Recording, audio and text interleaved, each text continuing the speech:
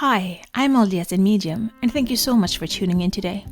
I want to try to bring religion and spirituality closer together, and this is what this pod is all about. I will talk about my own thoughts and feelings as I am both LDS and have spiritual gifts, something that I've had my whole life, but I always thought that it was hard to combine these gifts with my religion. This has torn me into two directions, and I have talked to many people who feel the same way.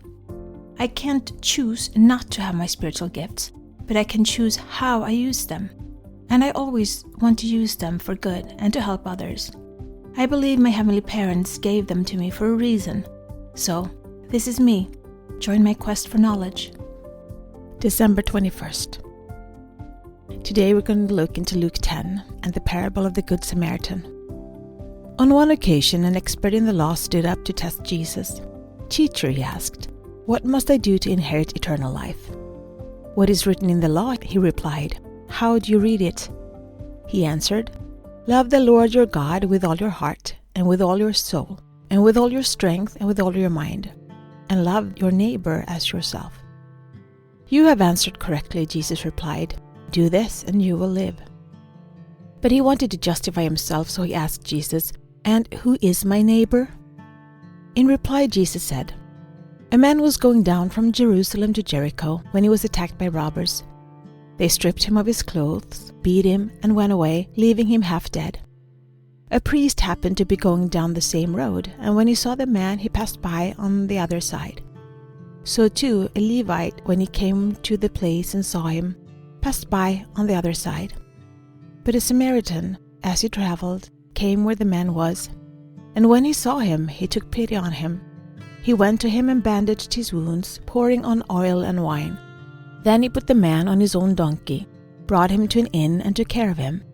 The next day he took out 2 denarii and gave them to the innkeeper. 'Look after him,' he said, 'and when I return, I will reimburse you for any extra expense you may have.' Which of these 3 do you think was the neighbor to the man who fell into the hands of robbers?" The expert in law replied, "The one who had mercy on him." Jesus told him, "Go and do likewise." I try to do this my own way, but I always feel lacking. Probably because my sister is so good at this. She is good at seeing people that I don't see and reach out to.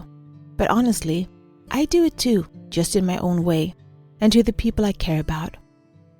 It just feels like I have lots of room for improvement. The thing is, this parable teaches us a lot about how God views us as equal and neighbors, but first and foremost as siblings, brothers and sisters. And as such, we should be there for each other during this earthly life, school, trial, or however you view it.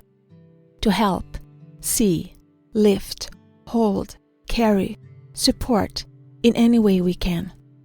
It can be a listening ear, help with food, money, time, like the amazing sister missionaries that came to my home this week to help me sort through my clean laundry pile. I cannot tell you how much that meant to me. That was what I needed right then and there. I can be that to someone else. Let's continue in Luke chapter 11, verses 5 through 8.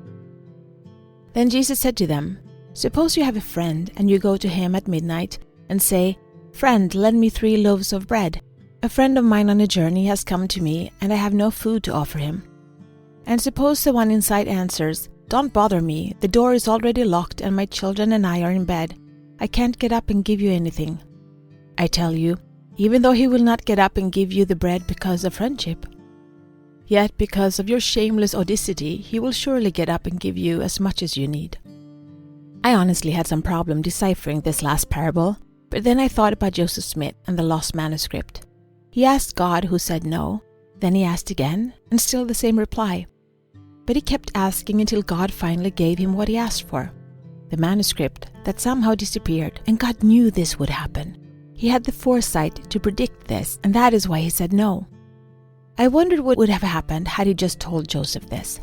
Would he have understood and stopped asking? Do we sometimes ask for things that God knows is plain out bad for us, that will lead us to heartbreak and misery? I once thought, what if I hadn't met my ex-husband? What if? Then I probably wouldn't have my 4 children. But I think I would have been in the similar relationship that probably would have ended in the same way, because I was where I was in life and in cycles of learning that I had to go through. Could I have gotten here to where I am in any other way? Probably, but you learn very effectively through strong emotions. And heartbreak is a really strong emotion, and I have learned a lot. I have learned a lot from my daughter that ends every prayer she says with the words, "Thy will be done." I remember praying for my younger brother to live, until I prayed, "Thy will be done," and he died that night. But somehow I knew it was okay.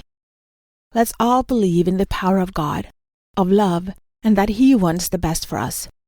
So we can say, "Thy will be done." Be the light, share the light, spread the light, shine. This is my journey. Thank you so much for keeping me company today. Please download, like, share, and subscribe, and help spread the light and spread the word to expand our community. Let's bring more love, peace, and unity to this world. Take care of yourself and your loved ones. Always be grateful, kind, and loving. Be brave and remember to step out of your comfort zone and smile. If you support us on Patreon, you will get access to our meditations and extra materials so you can download them as MP3.